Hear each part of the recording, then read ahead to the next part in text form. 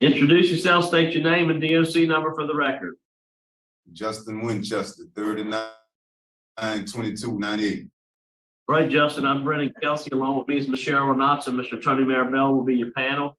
I'll read some information into the record, ask you some questions. We'll have a pro interview. You can respond at the end. You can make a statement. We'll take a vote. You understand the process?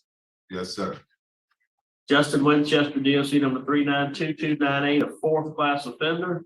Parole eligibility date 5/15/2022. Good time date 5/17/2033. Full term date 8/15/2033. 15-year sentence. Possession, simple murder and having dwelling, habitual offender, possession with intent to distribute heroin, and possession with intent to distribute alprazolam. Does that sound correct? Yes, sir. Please answer, Mr. Marabella.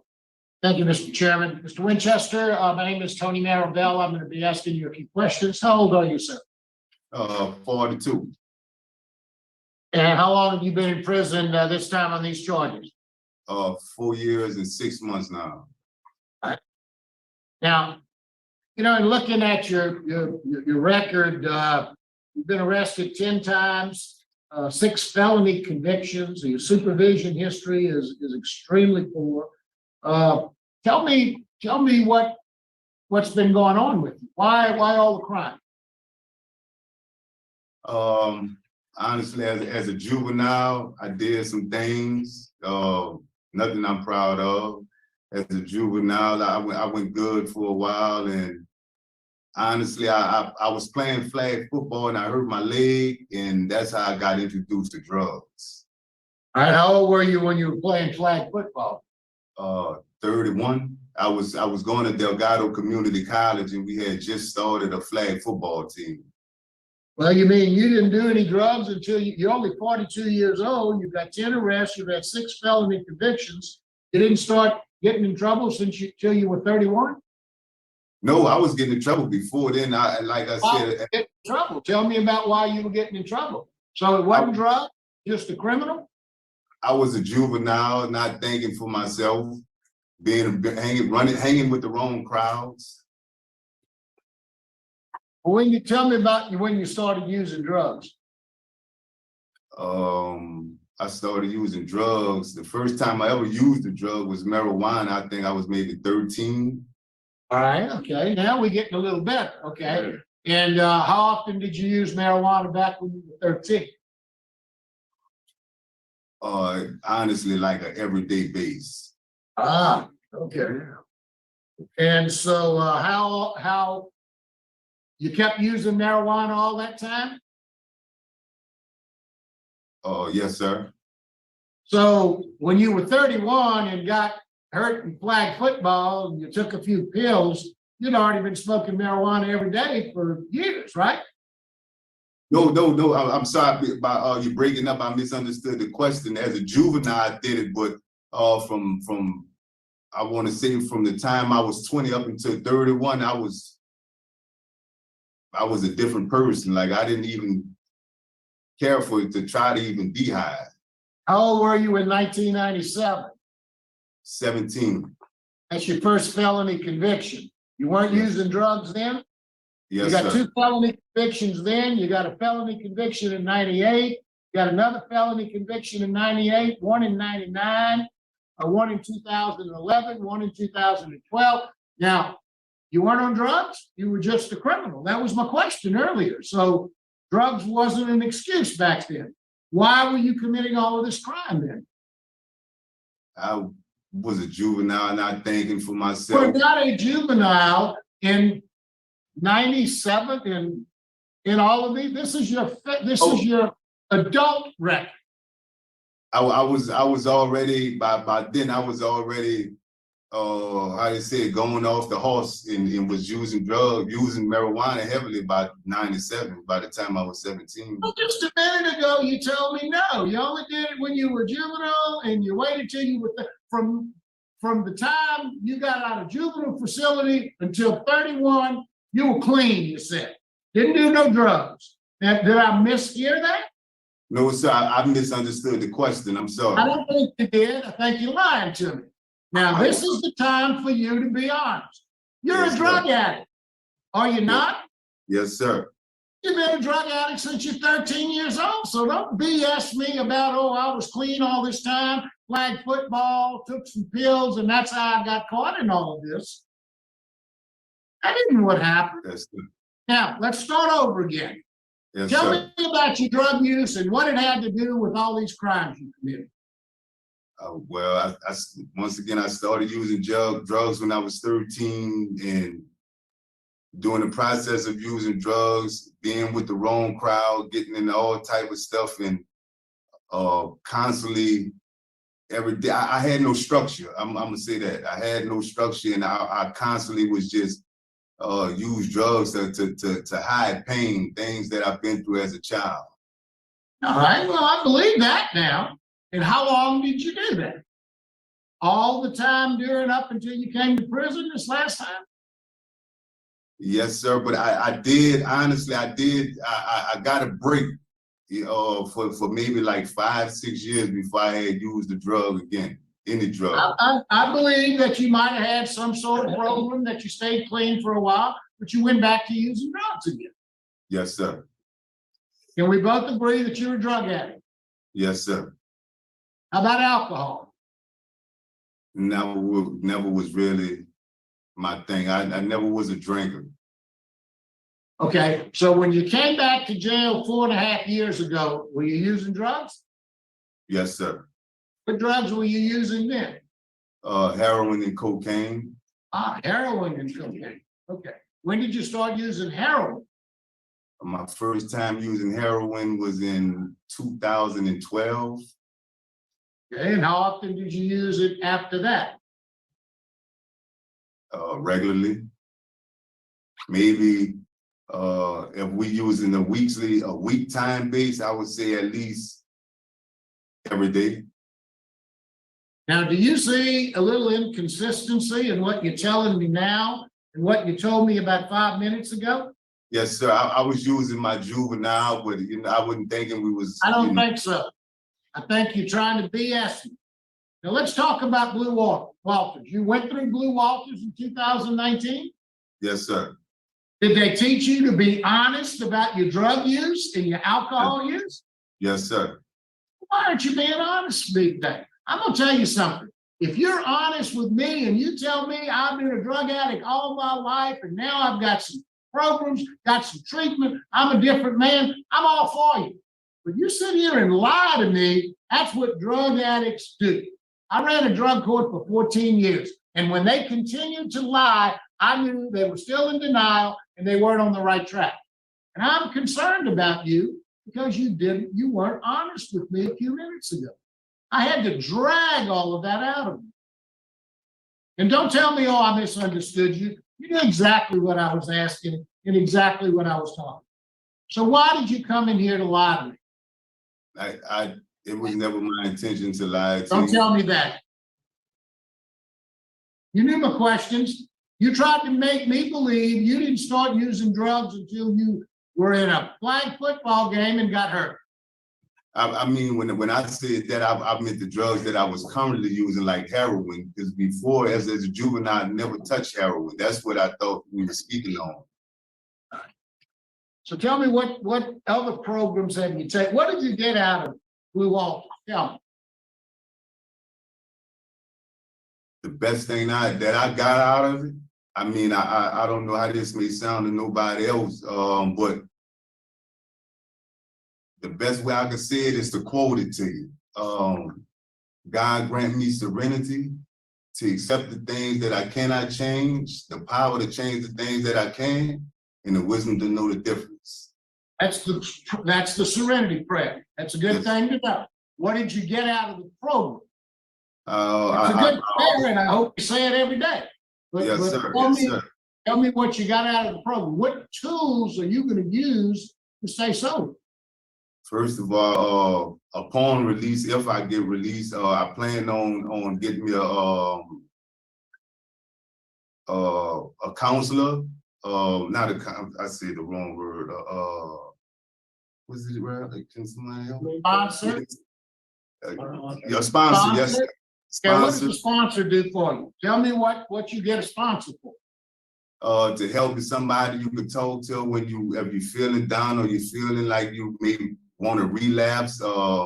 Somebody just to help you out every day when you need someone to talk to, that you can talk to about your personal things. Where would you get where would you get a sponsor from? How would you go about getting a sponsor?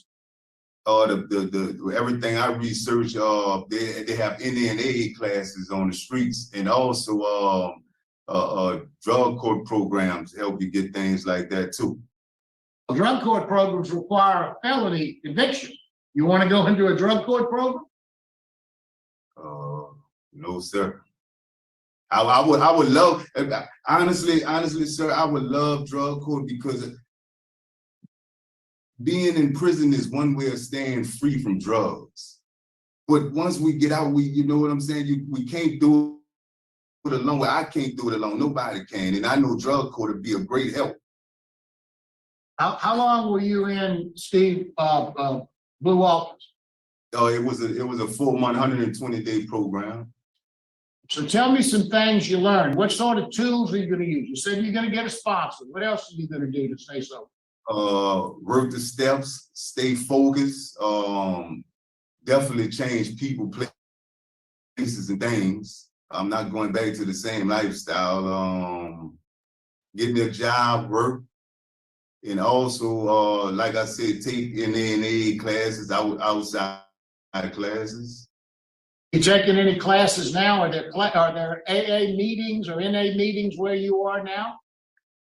Right now, I'm on backlog. They have me backlogged for. I only been here a few months, and they backlog me for classes. Now you said that. I'm sorry. He's back from substance abuse and living in balance. You indicated that there was a time between the time you were juvenile and the time you came back to prison this last time that you were clean. Yes, Did sir. you go to AA meetings then? Did you go to any kind of programs then that helped you stay clean? Yes, sir. The Odyssey House. I put myself in there a couple of times, and it was another place in Pineville, Red River. Red River Parrot. That's an excellent program. You stayed in that program for 28 days? I successfully completed it, yes, sir. And when you came out, how long did you stay clean? Little over a year. They had an aftercare program. They had things for you to do and follow. Did you follow those things? Not all of them. Why not? Once I got the program was in Pineville, and once I made it back to New Orleans, and I started working, I put my kids first. I'm gonna say that. What do you mean you put your kids first? I mean, to me, you put your kids first, you work hard, you stay clean, and you try to provide for them. How did putting your kids first got you back into drugs? Lost focus. By wanting to support your kids, you lost focus. Yeah, I was still working. I always have a job. It's just I didn't have the extra tools I needed. I'm gonna say that. Like I didn't have the sponsor. I didn't have the extra classes to support me and things like that. You knew about those things. You had gone through one of the best. Red River was a great program back then. When it probably still is. I don't know. You had all of the tools. They gave you all the tools, but you didn't use them. So what's different now? What's different now? Because the tools that I learned from Blue Waters, and also being, especially at a camp like this, that teach you things, that show you things, that help you move forward in life. Meaning, I know I can't go back to the streets. I know being a part of the streets is not a part of my life no more. I know being around the wrong people, that's including family members and all, like that's not any good or anything no more either. What can you tell us about Mr. Winchester? Justin's only been here about 7 months. He has completed pre-release and we just made him a trustee about 2 or 3 weeks ago. Thank you. All right, would you like to make a statement on your behalf? Yes, sir. I would just like to say, if given a chance, I know I'll do great. Drugs is, man, the things I've learned about drugs since I've been in jail and had time to think, man, I don't ever see myself dealing with drugs again. But I also say I beg for help, you know what I'm saying? Because I know once I'm released, you know what I'm saying, that's when reality really sets in. And I'm begging for help that once I'm released, I can take some classes on the outside and hopefully keep me focused. Mr. Winchester, you have, did you handle all of those traffic detainers that you had in, was it in Orleans Parish or Jefferson Parish? You have a detainer on your current still for a ton of traffic tickets that you never went to court with. Is that right? Isn't that what that is? Yes, sir. Have you handled any of that? I did some paperwork on it since I've been here. I haven't heard anything back yet, but I found out it was some traffic attachments.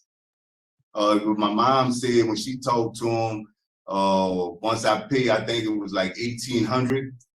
The attachments would be off me, but my mom, she just had reconstructive knee surgery. She can't pay it herself, and like I spoke with her, I told her that's something I would have to work on once I get out and start working. All right, thank you. All right, now prepare to vote. Yes. Mr. Marabella? Thank you, Mr. Chairman. Mr. Winchester, I think you're moving in the right direction. I'm glad you took the Blue Walters program. I think it's a program that is very good and it's very helpful to you. And I think that I don't know that it's really sunk in yet. I think it's helpful for you. It bothers me that you just misrepresented to me. I'm convinced you knew exactly questions I was asking you. You were downplaying your drug use. It's important for us to know that you're a drug addict. So to see what kind of treatment you get. One of the foundations is honesty. And you weren't honest with me. You're in some programs that look like they can help you. I think you need a little more help. You're moving in the right direction.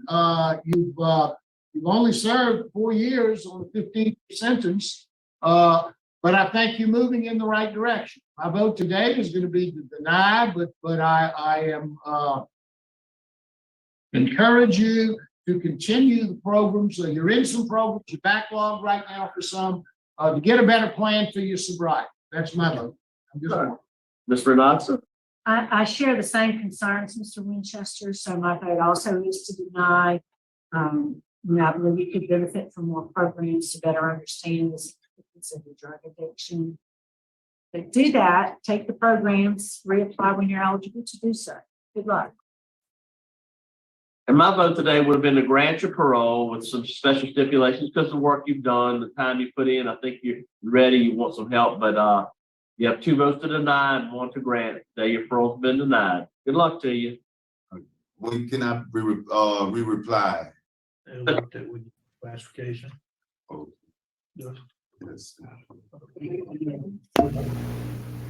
Man, that's too bad. Mr. Marabella himself was going to approve it, and they said no. And Mr. Marabella is in his element when it comes to these things.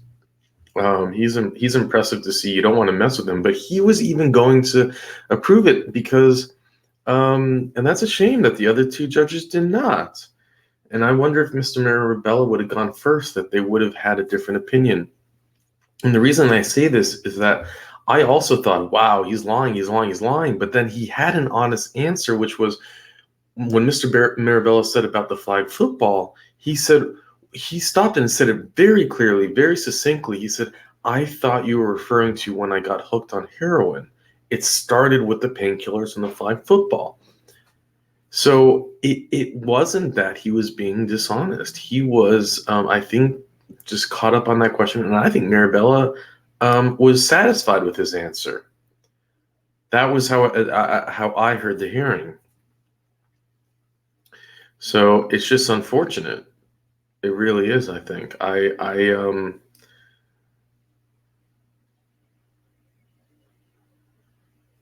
It's crazy. You can just get, lucky or unlucky with just these hearings happen so quick. And man, I do feel badly for him.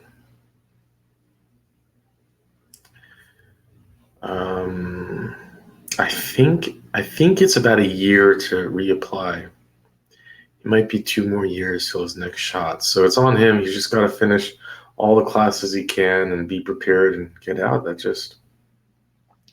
And maybe don't talk about flag football next time. With that, I'll let you go.